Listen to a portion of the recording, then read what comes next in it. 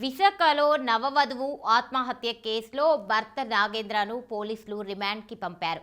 అతడి mobile seize చేశారు. అందులో వందలాది ఫోన్ వీడియోలు, గూగుల్ హిస్టరీ చూసి షాక్ అయ్యారు. శృంగార సామర్థ్యం పెంచుకునేందుకు అనేక మందుల కోసం వెతికినట్లు తెలిసింది. పెళ్లైన నెల నుంచే వేధింపులు మొదలయ్యాయని, వయాగ్రా వాడుతూ ఫోన్ వీడియోలు చూపిస్తూ అలానే చేయాలని భార్యను వేధించేవాడని ఆమె తల్లిదండ్రులు చెబుతున్నారు.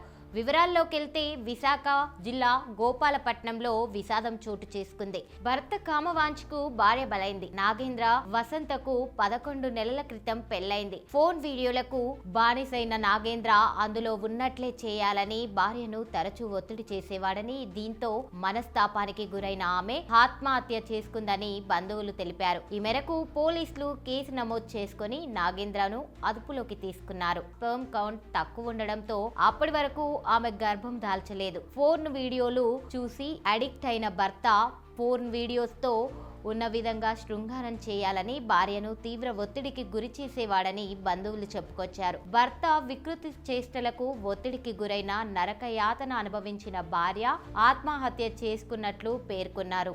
మరోవైపు అత్తింటి వారే తన కూతుర్ని చంపి ఆత్మహత్యగా చిత్రీకరిస్తున్నారని మృతురాలి తల్లి ఆరోపించింది.